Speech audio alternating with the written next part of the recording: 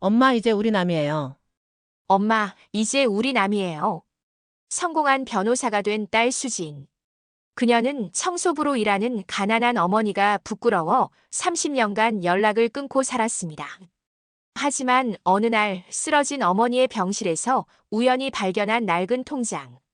그 안에는 매달 자신의 계좌로 몰래 입금된 기록들이. 최저시급으로 일하시던 어머니가 딸 몰래 보내온 그 돈의 진실은 과연 무엇이었을까요? 이 이야기의 결말을 끝까지 지켜봐 주세요. 엄마, 이제 우리 남이에요. 다신 연락하지 마세요. 수진의 차가운 목소리가 전화기 너머로 울려 퍼졌다. 전화를 끄는 수진은 손을 떨며 핸드폰을 책상 위에 내던졌다. 서울 강남의 고급 오피스텔 30층, 바닥부터 천장까지 통유리로 된 그녀의 사무실은 밤늦도록 불이 켜져 있었다. 여러분, 이 이야기가 마음을 건드렸다면 구독과 좋아요 버튼을 눌러주세요. 만약 당신이 이 딸의 입장이라면 어떻게 하셨을까요? 댓글로 당신의 생각을 들려주세요.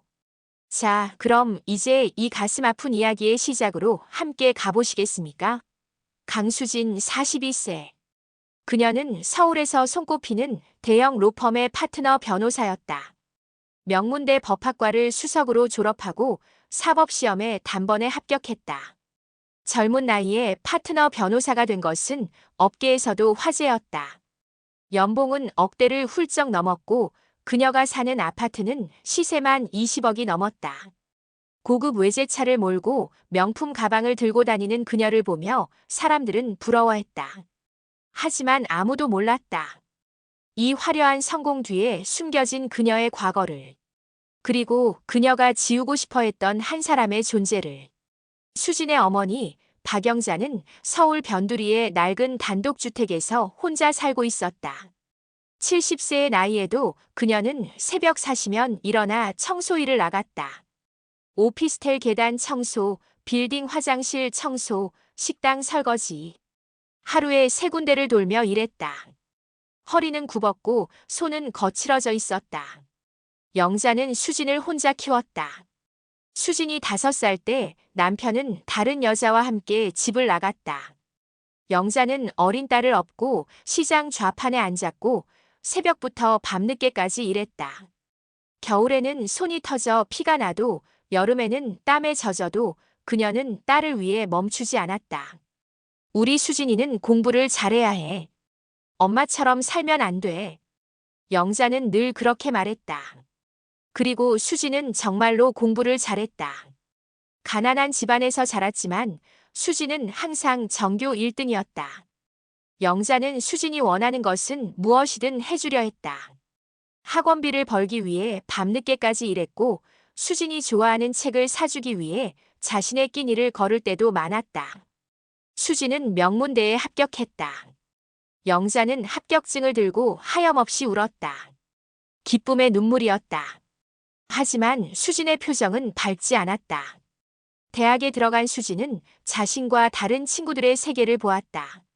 그들은 좋은 집안에서 자랐고 부모님은 교수, 의사, 사업가였다. 학과 모임에서 친구들은 부모님 직업을 자랑스럽게 이야기했다. 우리 아빠는 대학 교수야. 우리 엄마는 기업 임원이셔. 그럴 때마다 수진은 입을 다물었다. 자신의 어머니가 청소부라는 사실을, 시장 좌판에 앉아 생선을 팔던 사람이라는 것을 차마 말할 수 없었다. 어느 날 학과 친구들과 함께 강남의 고급 레스토랑에 갔다. 화장실을 가던 수지는 복도에서 청소 도구를 들고 있는 한 여성을 보았다. 그 여성의 뒷모습이 어머니와 닮아 보였다. 수지는 가슴이 철렁했다. 설마 하는 생각이 들었다. 다행히 그 여성은 어머니가 아니었다. 하지만 수지는 그날 밤 잠을 이루지 못했다. 만약 친구들 앞에서 어머니를 마주쳤다면, 그들이 자신의 어머니가 청소부라는 걸 알게 된다면, 그때부터였다. 수지는 어머니를 피하기 시작했다. 엄마, 나 바쁘니까 전화하지 마. 엄마, 학교에 찾아오지 마. 창피해. 영자는 딸의 말에 가슴이 무너졌다. 하지만 이해하려 했다. 딸이 좋은 환경에서 공부하려면 자신 같은 엄마가 부담이 될 수도 있다고.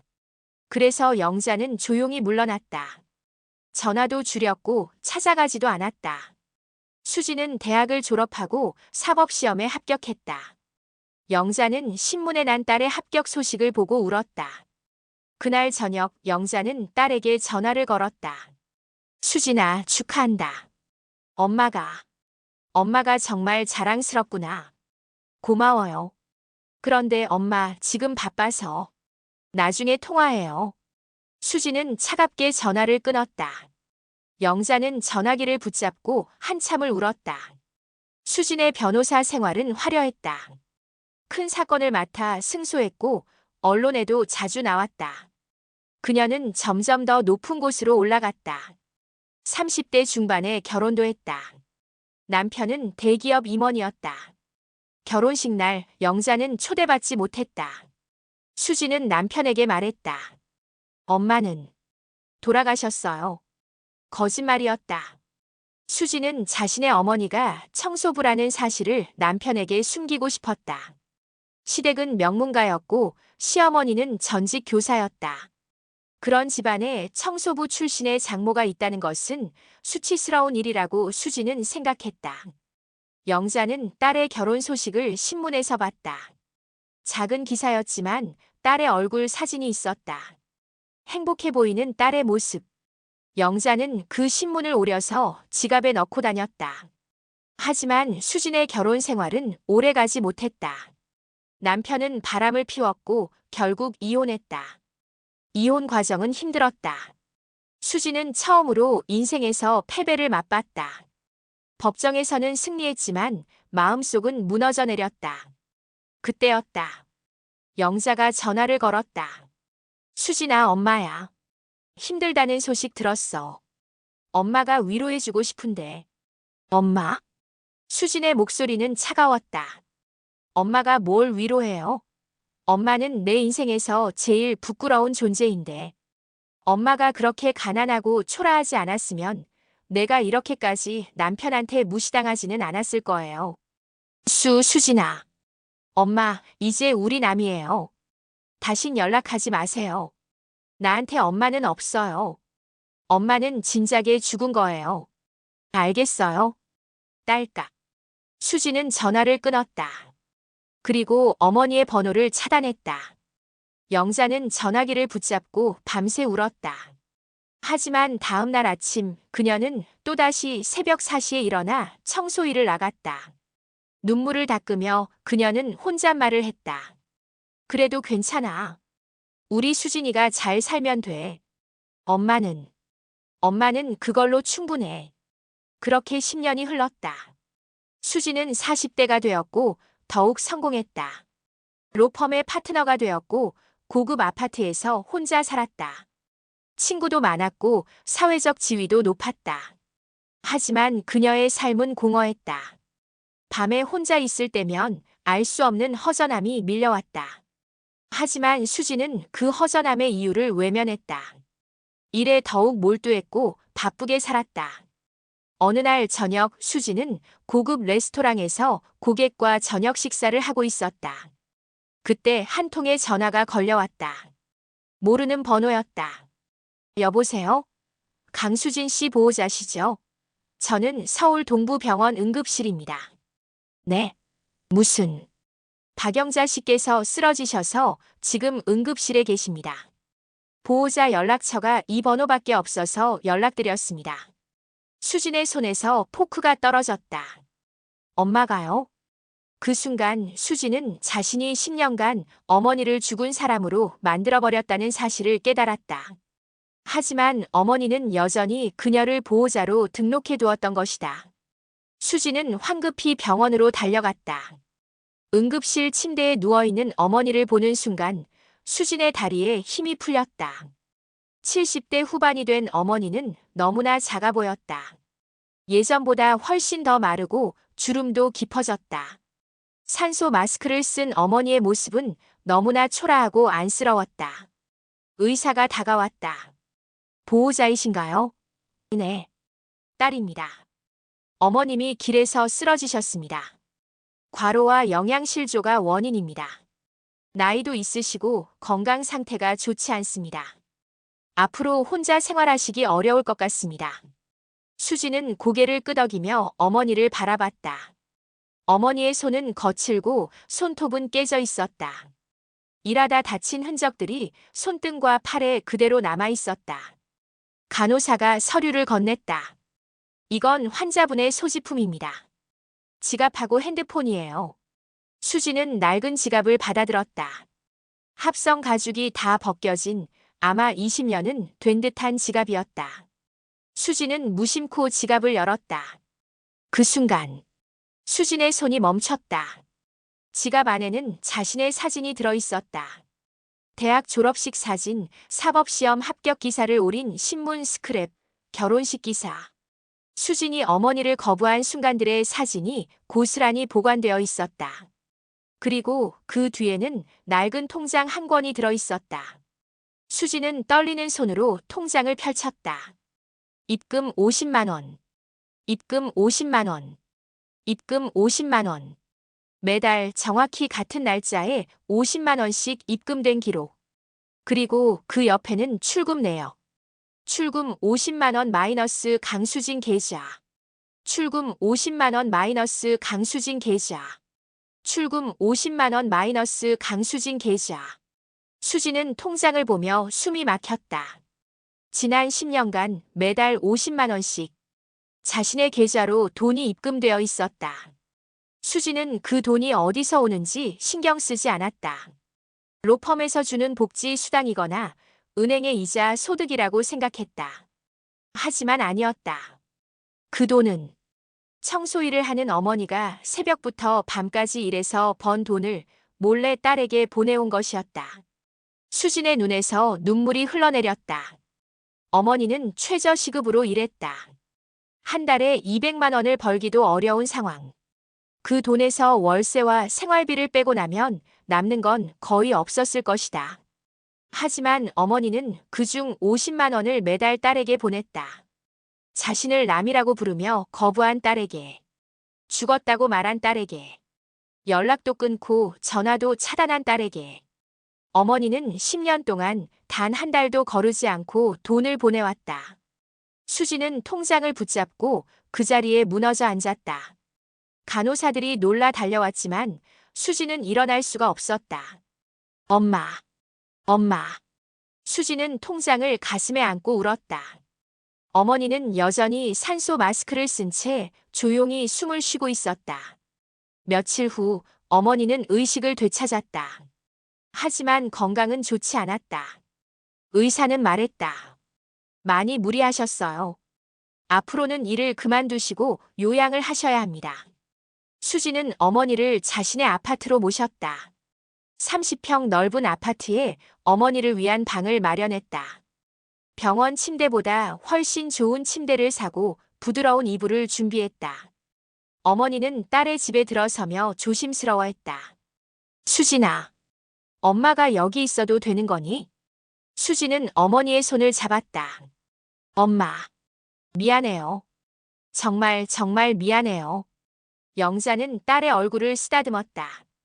괜찮아, 수진아. 엄마는 괜찮아. 괜찮을 리가 없잖아요. 수지는 소리쳤다. 그리고 어머니의 품에 얼굴을 묻고 울었다. 엄마한테 그렇게 못되게 굴었는데, 나를 남이라고 했는데, 죽었다고 했는데, 그런데도 엄마는 나한테 돈을 보내고, 나를 지켜봐주고, 영자는 딸의 등을 토닥였다. 엄마는 내가 행복하면 그걸로 충분해. 내가 좋은 곳에서 잘 살고 좋은 일 하는 거. 그게 엄마한테는 세상에서 제일 큰 기쁨이야. 수지는 어머니와 함께 살기 시작했다. 매일 아침 어머니를 위해 아침을 차려드렸고 퇴근 후에는 함께 저녁을 먹었다. 어머니는 딸이 만들어준 음식을 먹으며 행복해했다. 어느 날 수지는 어머니에게 물었다. 엄마, 왜 그렇게까지 했어요? 내가 엄마한테 그렇게 못되게 굴었는데. 영자는 창밖을 바라보며 말했다. 수진아, 엄마가 너를 키울 때 행복했어. 내가 웃는 모습 보는 것만으로도 엄마는 하루하루가 기뻤어. 내가 공부 잘하고 좋은 대학 가고 변호사 된 거. 그게 다 엄마한테는 꿈 같은 일이었어. 그래도 엄마는 내가 가난하게 사는 게 싫었어. 엄마처럼 힘들게 사는 게 싫었어. 그래서 내가 엄마를 부끄러워하는 게 이해가 됐어. 엄마도 만약 내 입장이었으면 나 같은 엄마가 부담스러웠을 거야. 엄마. 하지만 엄마는 엄마잖니. 딸이 나를 싫어해도 나를 거부해도 엄마는 엄마야. 그래서 멀리서라도 널 지켜보고 싶었어.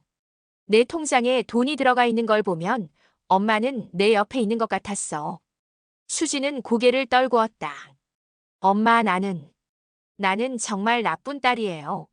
세상에서 제일 나쁜 딸이에요. 아니야, 수진아. 넌 좋은 딸이야.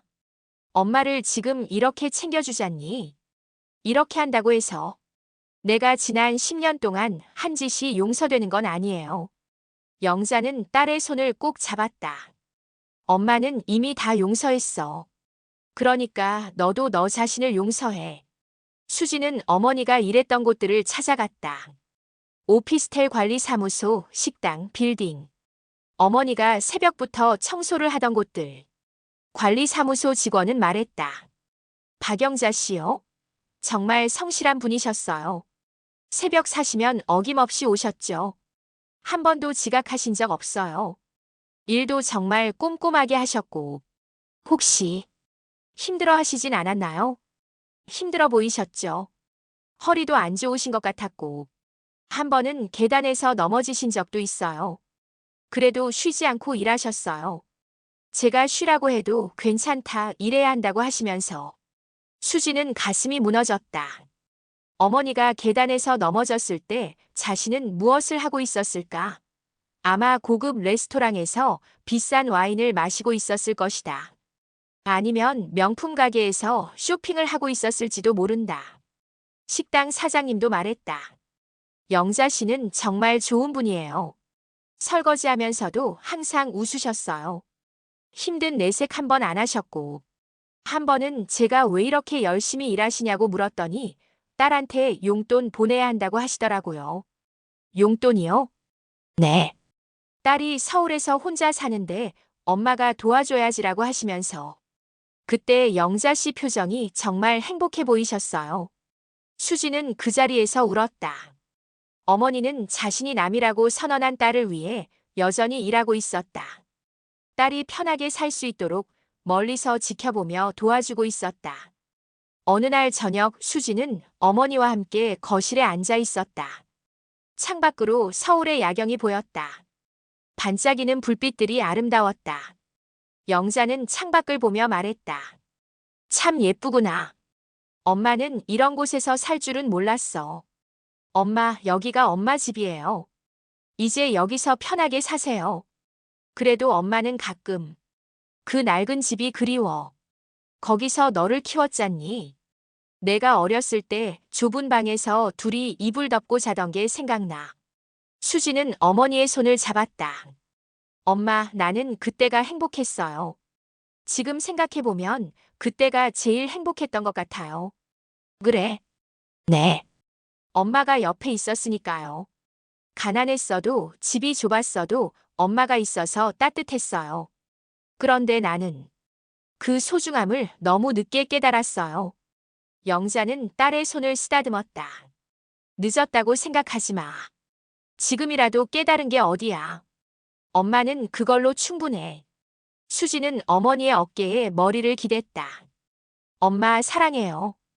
영자는 딸의 머리를 쓰다듬으며 눈물을 흘렸다. 엄마도 사랑해, 수진아.